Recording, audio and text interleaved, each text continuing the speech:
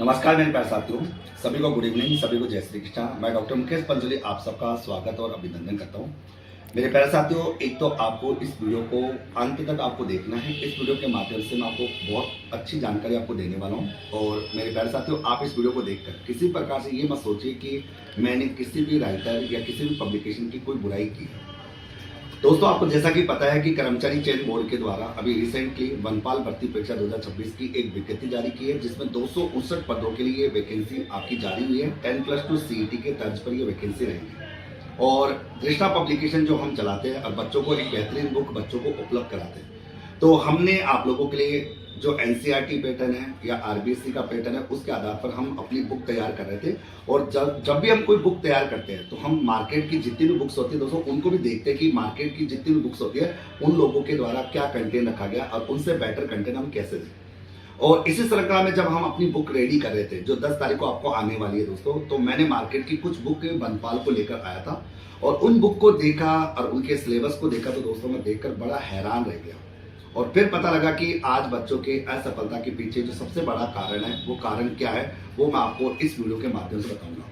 दोस्तों, सबसे पहले आपको बता दूं कि वनपाल भर्ती परीक्षा के अंदर राजस्थान का इतिहास है, राजस्थान का कला संस्कृति है, राजस्थान भारतीय संविधान की बात है, और राजस्थान की पॉलिटी है, और राजस्थान का भूगोल है, राजस्थान की अर्थव्यवस्था और दैनिक विज्ञान गणित है। ये टॉपिक आपके दे रखे हैं और सारा सिलेबस प्रॉपर तरीके से दे रखा है, जिसमें कहीं कोई प्रॉब्लम नहीं। कर्मचारी चयन बोर्ड ने प्रॉपर सिलेबस दे रखा है और प्रीवियस ईयर के पेपर भी अगर देखें तो भी सिलेबस उसी अकॉर्डिंग है। अब बात करें तो मैं कुछ किताबों की बात करूंगा दोस्तों कि ये जो किताबें हैं, ये वो पब्लिशर है जो बच्चों के भविष्य के साथ खिलवाड़ कर रहे हैं। मैं उनका नाम लूंगा। पहले तो दोस्तों एक बात बताऊं कि जितने भी लोग हैं इस वीडियो को देखें तो अपने जितने भी आपके चाहने वाले टीचर है, आप प्लीज उसको लेकर कोई कमेंट ना करें कि सर आप किसी की बुराई करो। बुराई नहीं है, ये बच्चों को बताना होता है, क्योंकि बच्चे तो क्या दोस्तों नादान होते हैं, उनको पता ही नहीं रहता कि सिलेबस क्या होता है, पढ़ना क्या होता है और किस तरह से तैयारी करनी होती है। ये बच्चों को नहीं पता रहता। बच्चा तो बस मार्केट में जाता है, किताब उठा लेता है, पढ़ने लग जाता है। सबसे पहले तो मैं बात करूंगा, ये है लक्ष्य है और मनु प्रकाशन की बुक है दोस्तों। इस किताब की बात करूंगा। इन भाई साहब ने दोस्तों सिलेबस के अंदर कुछ ऐसी बात लिखी है, जैसा कि अगर मैं देखूंगा, इन्होंने राजस्थान के भूगोल के अंदर एक टॉपिक शिक्षा और सहकारिता डाला है, जबकि सिलेबस में शिक्षा और सहकारिता का दूर दूर तक कोई नाता ही नहीं है। फिर इनकी किताब में राजस्थान की राज व्यवस्था तो दे रखी है, लेकिन दोस्तों भारतीय संविधान का एक भी शब्द इन्होंने नहीं देखा, जबकि सिलेबस में भारतीय संविधान की प्रकृति, प्रस्तावना, उद्देश्य, मौलिक अधिकार, नीति निर्देशक तत्व, मूल कर्तव्य, एवरीथिंग, ये सब चीजें सिलेबस में दे रखी है। इन्होंने भाई साहब ने एक भी शब्द भारतीय संविधान का डाला ही नहीं है, सबसे बड़ी बात तो, जो कि सिलेबस के अंतर्गत आपको दे रखा। फिर इनकी मैं अगर चर्चा करूं आगे दोस्तों, तो कला संस्कृति दोस्तों ठीक है, मान लेंगे। इन्होंने भाई साहब ने दोस्तों दैनिक विज्ञान के अंदर बायोलॉजी भी दे दी, पूरी केमिस्ट्री दे दी, पूरी फिजिक्स भी दे दी। समझ में नहीं आ रहा कि वनपाल बनाना चाह रहा है कि ये मतलब केमिस्ट्री का लेक्चरर बनाना चाह रहा है, ये समझ नहीं आ रहा। इन्होंने पूरी केमिस्ट्री भर दी, पूरी फिजिक्स भर दी, जिसमें केमिस्ट्री का और फिजिक्स का दूर दूर तक करीबन 1000 किलोमीटर पूरे वन के दायरे में भी कोई मतलब संबंध ही नहीं है दोस्तों। यानी कि मतलब इतना घटिया सिलेबस अगर आप देखोगे दोस्तों, तो देखो इस पर देखोगे, यहाँ पर हर चीज है। देखो ये आपका फिजिक्स है, ये केमिस्ट्री है, जबकि ये सिलेबस में फिजिक्स और केमिस्ट्री का दूर दूर तक कोई लेना देना ही नहीं है दोस्तों। ये बुराई नहीं करा दोस्त, मैं आपको केवल बता रहा हूं कि राजस्थान के बच्चों के साथ पब्लिकेशन वाले कर क्या रहे हैं। केवल इनको किताब बेचने से मतलब है, और अगर कोई इनको बच्चों को जागरूक नहीं करेगा तो चलेगा कैसे। अच्छा, गणित का दर्शन करा देता हूं दोस्तों। गणित के अंदर कुछ गिने चुने टॉपिक है। इन भाई साहब ने बच्चों को बहुपद पढ़ा दिया कि बहुपद भी पढ़ लो, दो चरों वाले रैखिक समीकरण भी पढ़ लो, इसके बाद समतलीय आकृति भी पढ़ लो, ठोस भी पढ़ लो, स्टेटिक, मतलब क्या क्या मतलब अननेसेसरी सब्जेक्ट, अननेसेसरी जो टॉपिक है वो डाल रखे, मतलब मैथमेटिक्स के अंदर जो 7-8 टॉपिक ऐसे जो डाल रखे जो मतलब ही नहीं है। ओके, तो ये तो गया इन भाई साहब। अच्छा, दूसरी एक इंपॉर्टेंट बात है, सिलेबस में राजस्थान की अर्थव्यवस्था दे रखी है, और इन भाई साहब को अगर मैं देखूं सिलेबस में, तो राजस्थान की अर्थव्यवस्था का दूर दूर तक करीबन 50 किलोमीटर दायरे तक भी अगर देखूं तो सिलेबस का कोई लिंक ही नहीं है। अगर बात करूं तो ये तो है मनु प्रकाशन की किताब और उसकी दशा कि वनपाल बच्चों के लिए बनाने की बात है। अब आप बच्चों, मैं नहीं कह रहा, मैं बुराई नहीं कर रहा, आप एक काम करना, मार्केट में सिलेबस लेके जाना और किताब को देखना और किताब को सिलेबस से मैच करना, और आप खुद कहोगे कि मुकेश सर ने जो बोला वो सही बोला। क्योंकि बच्चे ये भी कहते हैं सर आप तो हर किसी की बुराई करते हो। बुराई नहीं करना, बताना होता है, जरूरी होता है। आज दृष्टा पब्लिकेशन भी बुक लिखता है, और दृष्टा पब्लिकेशन की बुक के खिलाफ अगर कोई वीडियो बनाए तो हम मानेंगे दोस्तों। हम प्रॉपर सिलेबस के अकॉर्डिंग बुक तैयार करते हैं, जिससे बच्चों को सफलता प्राप्त होती है। तो एक तो ये पब्लिकेशन हो गया।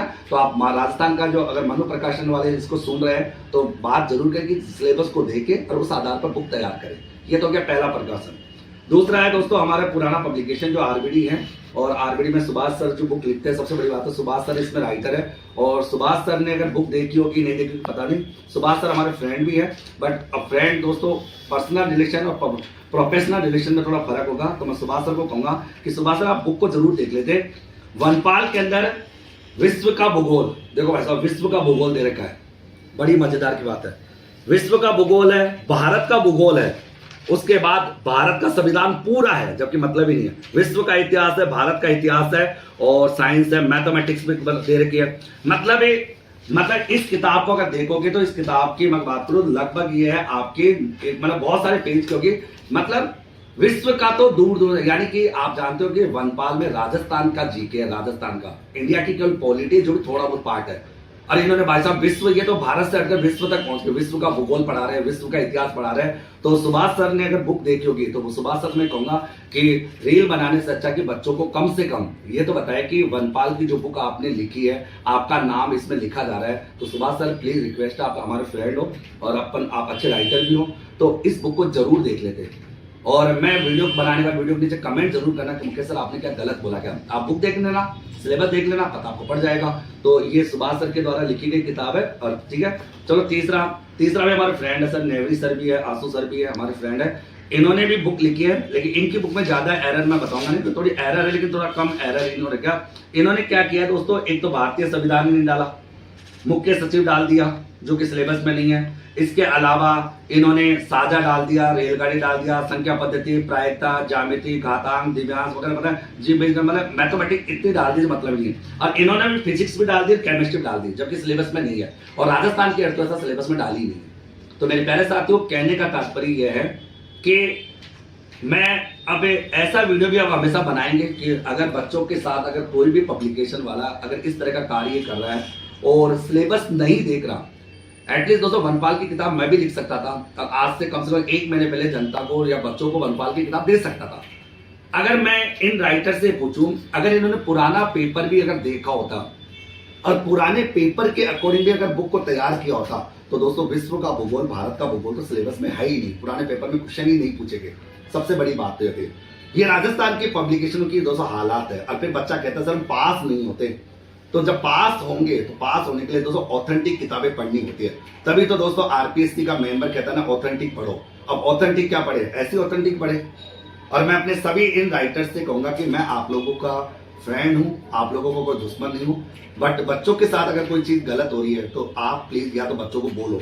अगर आपसे कोई गलत किताब लिखी गई है तो आप उसको सामने आके बताइए कि हाँ ये गलत किताब लिख दी गई है, पहले लिख दी गई है। और बच्चा अच्छा इस वीडियो के बाद हो सकता है कि ये जितने भी टीचर लोगों को वीडियो बनाएंगे सर सिलेबस आया नहीं था, हमने पुराने पैटर्न के हिसाब से दिया। तो दोस्तों मैं कहूंगा पुराना पैटर्न भी अगर आप शामिल करते ना तो पुराने पैटर्न के पेपर भी देख लेते ना, तो पेपर के अकॉर्डिंग फिजिक्स और केमिस्ट्री तो आप डालते ही नहीं, इंडिया पॉलिटी आप डालते, तो पुराना पैटर्न भी अगर देखते तो दोस्तों, तो इन्होंने पुराना पैटर्न नहीं देखा, पता नहीं क्या देखा, भगवान मालिक का क्या देखा, कौन सा सिलेबस देखा, किस सिलेबस के अकॉर्डिंग बुक तैयार की है।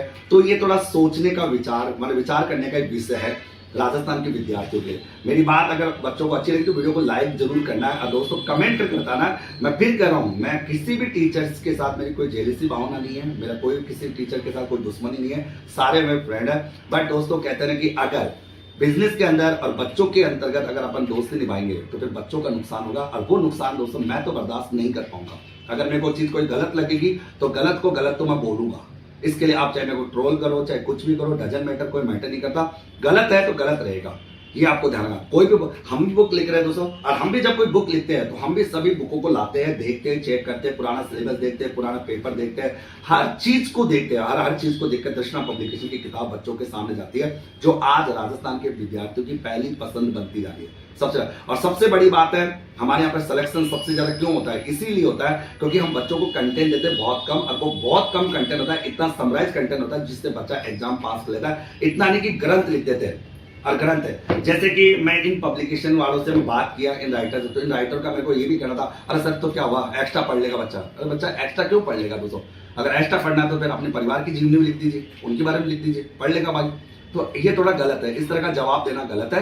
सोचिए दोस्तों, सोचने का विचार करना है। और मैं आपको ये कहूंगा दोस्तों कि राजस्थान के तुम विद्यार्थी हो, मार्केट में जो भी किताब लेने जाओ ना दोस्तों, जो भी XYZ जो भी, आप सिलेबस को लेकर जाया करो और सिलेबस से एक एक बिंदु को मैच किया करो। आप किसी के अंधभक्त मत बनिए, मेरे भी मत बनिए, आप किसी टीचर के अंधभक्त मत बनिए। आप सिलेबस ले जाओ, सिलेबस का एक एक बिंदु चेक करो और उसके बाद आप उस बुक को परचेज करो, तब जाके आपको सफलता प्राप्त होगी। अगर इस तरह की किताबें पढ़ोगे तो दोस्तों सफलता प्राप्त नहीं होगी। मेरी बात अगर किसी भी टीचर को बुरी लगे तो मैं दोस्तों उनसे तहे दिल से क्षमा मांगता हूं, बट बात बच्चों को बतानी थी इसलिए मैं वो वीडियो बनाना जायज था।